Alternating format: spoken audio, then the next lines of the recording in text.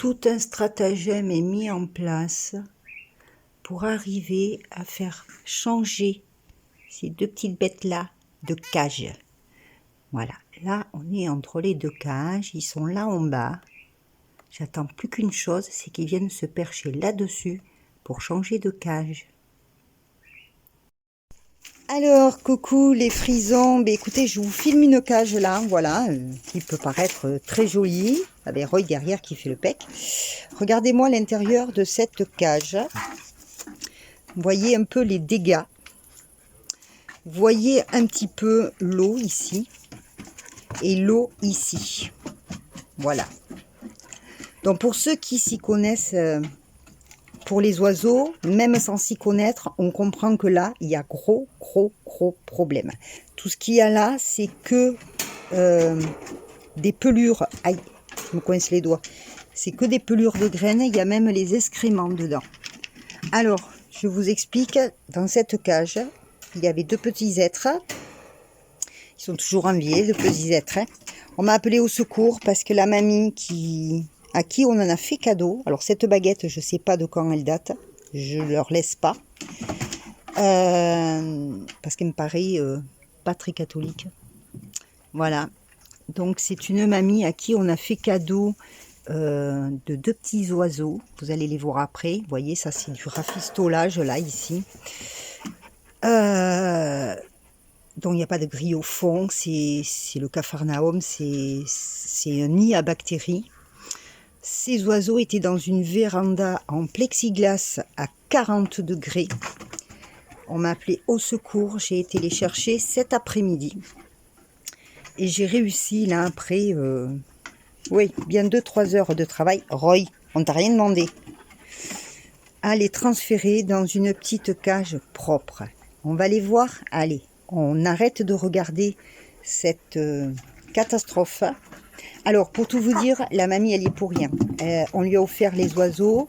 C'est un cadeau empoisonné, sauf que c'est une mamie qui est à 95% aveugle et elle n'arrivait pas à s'en occuper. Et l'aide ménagère n'a rien trouvé de mieux que de les transférer sous cette véranda où il y fait plus de 40 degrés, tellement il y fait chaud. Voilà, et puis pas s'en occuper, évidemment. Donc, on frôlait la catastrophe. On va voir les bébés tout de suite. Voilà les bébés, ces deux petits mandarins. Voilà, ces deux petits mandarins. Donc sûr, il y a une femelle, parce qu'il y avait dans la cage infâme, il y avait un nid où il y avait, tenez-vous bien, 16 œufs clairs. Il n'y avait rien dedans, ils n'étaient pas fécondés. Donc pour ceux qui s'y connaissent, je suis en train de me demander si celui-ci c'est vraiment un mâle ou si ça serait pas aussi une femelle et qu'elles aient pondu toutes les deux sans s'occuper de ces œufs. Donc là, ils sont dans une cage propre, ils ont à boire, ils ont à manger leurs graines, ils ont du millet, leur petite balançoire toute nettoyée, toute propre, petit perchoir, je vais certainement rajouter des petits perchoirs, parce que ça c'est un perchoir qu'ils avaient dans leur cage que j'ai nettoyé, mais bon, depuis le temps il est sec, tout va bien, donc ils sont pour le moment dans cette cage, donc vous vous imaginez bien que si je vous montre Coco à côté, forcément c'est pas la même taille, hein, mon Coco, mon Coco, t'as des nouveaux copains? Oui, t'as des nouveaux copains mon chéri, ah c'est bien ça. Ça va peut-être lui faire du bien à Coco, va-t'en savoir. En attendant, ces deux petits-là, j'ai réussi à me les transférer. Le petit noir a bien failli m'échapper, j'ai réussi à me le rattraper délicatement en restant très calme. Et voilà, ils sont dans une cage propre.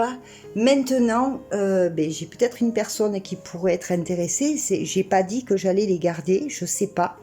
Si je dois les garder, évidemment que je ne vais pas les mettre à la porte. Je n'ai pas été les chercher pour les abandonner. Mais je connais une personne qui a déjà des mandarins, qui les adore. Et donc, si cette personne est intéressée, éventuellement, ils partiront chez elle. Sinon, je vais devoir me les garder. Voilà, je n'ai pas été les chercher, les sauver, pour les abandonner ensuite. Voilà les deux petits titis. Alors, on verra bien. Mais en espérant que le gris soit un mâle, moi je les appellerais bien, comme c'est des mandarins diamant.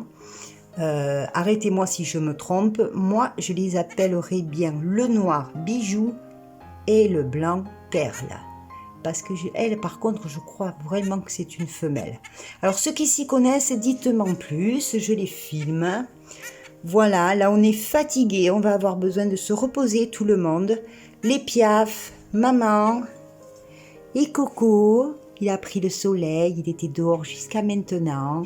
Ouais, mon chéri. Ça va, mon bébé? Ouais. Bon, alors, c'est pas un camping-car qu'il va me falloir. C'est un bus pour amener tout ça. Hein? Bon, eux, ils prennent pas beaucoup de place. Mais il leur faut quand même une cage. Il faudra quand même que je leur trouve peut-être un peu plus grand. Mais le principal, c'est qu'ils aient de la nourriture fraîche, de l'eau fraîche et une cage propre. Ça, c'est le plus important.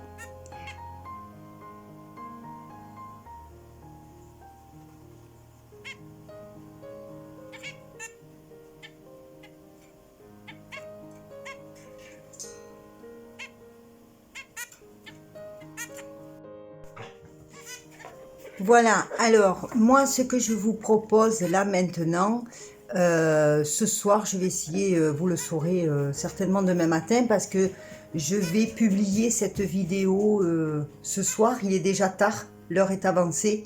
Vous voyez, il fait nuit, hein, donc, oui, mes bébés, oui. Moi, je vous propose, quoi? Qu'est-ce que t'as, toi?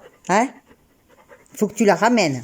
Bon, moi, voilà, et Coco, il se défend. Moi, je vous propose, pourquoi pas, un direct demain 21h. Hein? Hein, Roy? Qu'est-ce que t'en penses, toi? Qu'est-ce que t'en penses? On fait un direct demain? Tu seras sage? Ouais. Tu seras sage? Ah, t'aimerais bien jouer avec tous ces petits oiseaux. Mais non, on joue pas avec. Pas touche. Hein, Roy? Pas touche. Non, pas touche. Parce que c'est sûr que ces deux petits-là, pour lui, c'est une cacahuète. C'est une noix de cajou.